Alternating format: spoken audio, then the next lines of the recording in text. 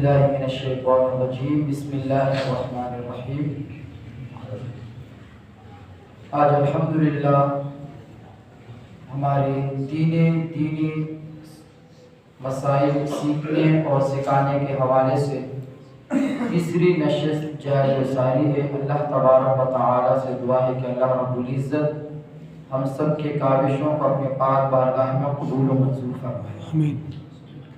آج آپ کو بتائیں گے کہ جب ہم نماز پڑھتے ہیں تو نماز کے دوران جب ہم سمع اللہ لمن حمدہ کہتے ہیں اور جب سجدہ کرتے ہیں، سجدے کے درمیان بیٹھتے ہیں، پھر دوسرے سجدے کے لیے جاتے ہیں، تو اس میں بہت سے ایسی غلطی ہم کر لیتے ہیں اور نماز کو مکمل کر لیتے ہیں، پھر نماز جو ہے وہ ان غلطیوں کی بنا پر نماز مکمل نہیں ہوتی۔ وہ غلطی کیا ہے؟ پہلے ایک حدیث سماعت فرما لیں۔ حضرت ابو ہریرہ رضی اللہ تعالی عنہ سے روایت ہے کہ حضرت ایک شخص نبی علیہ السلام کے سامنے نماز پڑھ رہے تھے۔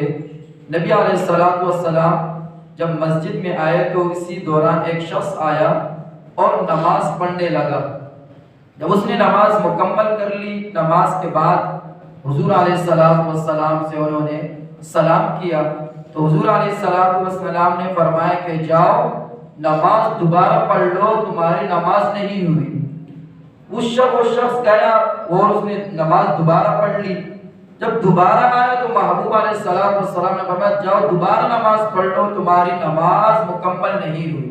اسی طرح 3 مرتبہ یہ معاملہ درپیش آیا تو وہ شخص محبوب علیہ السلام کے بارگاہ میں عرض کرنے لگا، یا رسول اللہ صلی اللہ علیہ وسلم، آپ مجھے نماز کا طریقہ سکھا دیجئے، اس سے زیادہ مجھے نماز کا طریقہ آتا نہیں، جس طرح میں نے پڑھ لیا مجھے یہی آتا ہے، اس کے علاوہ مجھے نماز کا صحیح طریقہ نہیں آتا۔ تو محبوب علیہ السلام نے فرمایا کہ جب تم نماز کا ارادہ کر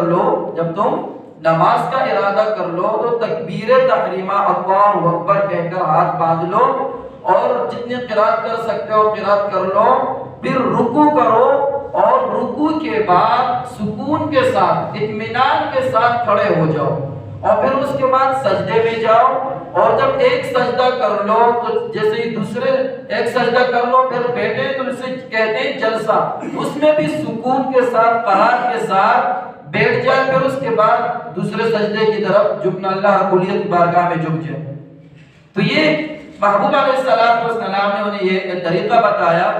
اس سے حدیث پاک کی روح سے تعدیل ارکان واجب ہے۔ اس نے حدیث مبارکہ سے جو ہمیں سبق ملتا ہے اور مسئلہ اخذ ہوتا ہے وہ رکوع کے بعد اٹھنے کے بارے میں ہے اور سجدے کے بعد ایک سجدہ کرتے ہیں پھر بیٹھتے ہیں، اس کے بارے میں جو اہم مسئلہ وہ کیا ہے کہ جب ہم سمع اللہ لمن حمدہ کہتے ہیں تو بہت سارے لوگوں کو جلدی ہوتی ہے، اور جیسے سمع اللہ لمن حمدہ کہتے ہیں تو پھر ربنا ولک الحمد یا ربنا لک الحمد کہتے ہوئے جو اسی کے ساتھ اللہ اکبر کہتے جو سجدے میں چلے جاتے ہیں، اطمینان کے ساتھ کھڑے نہیں ہوتے کیونکہ ان کو کہیں جانا ہوتا ہے، نماز کی حالت میں بھی ذہن میں باہر کے معاملات چل رہے ہوتے ہیں تو وہ اطمینان کے ساتھ کھڑے نہیں ہوتے، سمع اللہ لمن حمدہ ربنا لک الحمد اللہ اکبر ڈائریکٹ سجدے میں چلے گئے۔ تو یہ یاد رکھیں سمع اللہ لمن حمدہ کے بعد اطمینان کے ساتھ کھڑے ہونا، ایک رکن کے تاخیر کے مقدار کھڑے ہونا، یعنی جیسے سمع اللہ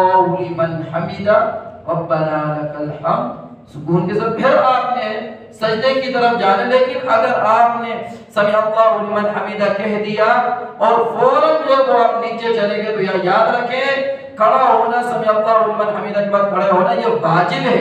کیا یہ واجب ہے؟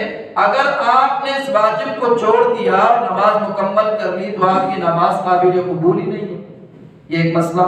دوسرا مسئلہ جب ہم سجدے میں ایک سجدہ کرتے ہیں تو پھر کے بعد ایک سجدہ کرتے ہیں اللہ اکبر ڈائریکٹ جو ہے وہ دوسرے سجدے کے لیے جھک جاتے ہیں اور کہتے ہیں کہ ہم نے نماز پڑھ لی۔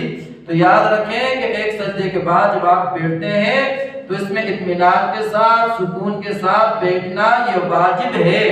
اگر آپ سکون کے ساتھ نہیں بیٹھے، آپ نے ایک سجدہ کر لیا اور اللہ اکبر سے فوراً ہی دوسرے سجدے کی طرف چلے گئے اور نماز آپ نے مکمل کر لی، تو آپ کی نماز قابل قبول نہیں ہے۔ یہ بہت ہی اہم مسئلہ ہے۔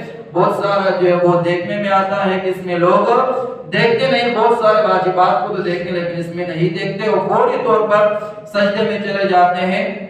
سمیع اللہ لمن حمیدہ کے بعد اطمینان کے ساتھ کھڑے ہونا، یہ اہم مسئلہ، اور ایک سجدے کے بعد جب ہم بیٹھتے ہیں تو پھر بھی اطمینان کے ساتھ ہم نے بیٹھنا ہے۔ یہ دو مسئلے نماز کے اندر ہی جو ہم نے آج سیکھ لیے۔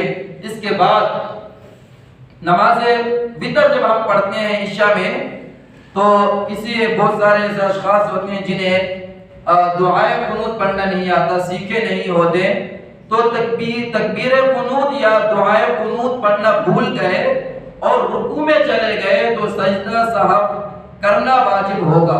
یعنی ایک بندہ وتر کی نماز پڑھ رہا ہے اور اس نے تیسری رکعت مکمل کر لی، اب اس کو دعائے قنوت پڑھنا بھول گیا، تک اللہ اکبر کہنا بھی بھول گیا، دعائے قنوت بھی بھول گیا، فوراً تیسری رکعت جیسے ہی مکمل ہوئی، سورت مکمل ہوئی، فوراً وہ رکوع میں چلا گیا۔ فوراً کیا ہے؟ وہ رکوع میں چلا گیا۔ اب رکوع جو ہے یہ فرض ہے اور دعائے قنوت پڑھنا یہ واجب تھا، تو فرض کو چھوڑ کر آپ واجب کی طرف نہیں آ سکتے۔ تو آپ جب رکوع میں چلے گئے، آپ نے مکمل رکوع کر لی، رکوع میں چلے گئے، تو جیسے آپ رکوع کر لیں پھر سجدہ کر لیں اور آخر میں آپ سجدہ سہو کریں گے۔ سجدہ سہو کیوں کریں گے؟ اس کی وجہ یہ ہے کہ آپ نے دعائے قنوت نہیں پڑھی۔ جو دعائے قنوت پڑھنا یہ واجب ہے، یہ اہم ترین مسئلہ ہے۔ اب دعائے قنوت یہ وتر میں اللہ اکبر، کسی رکعت میں اللہ اکبر کہتے ہوئے ہاتھ باندھ لیتے ہیں، تو کوئی بھی ہم دعا پڑھ سکتے ہیں، اللہم ربنا آتنا فی الدنیا حسنۃ وفی الآخرۃ حسنۃ وقنا عذاب النار۔ اسی طرح 3 مرتبہ سورۃ الاخلاص بھی پڑھ سکتے ہیں، لیکن یہ تو ہے دعا۔ اس کے بعد جو دعائے قنوت پڑھتے ہیں یہ سنت مبارکہ ہے، تو ہمیں چاہیے کہ ہم دعائے قنوت سیکھیں تاکہ وہ سنت کو اپنائیں اور اس پر عمل کریں، تاکہ اس کا بھی ہمیں ثواب ملتا رہے۔ تو آج ہم اس کے ساتھ ہی دعائے قنوت سیکھیں گے۔ آپ 2-3 مسائل آپ کو بتا دیے گئے، انشاءاللہ اس کے ساتھ ساتھ اور بھی مسائل آپ کو بتاتے رہیں گے، اور اب ہم انشاءاللہ تعالی دعائے قنوت یاد کرتے ہیں۔ اللہ تبارک و تعالی سے دعا ہے کہ اللہ رب العزت ان باتوں پر عمل کرنے کی توفیق اور ہمت عطا فرمائے۔ ونستغفرك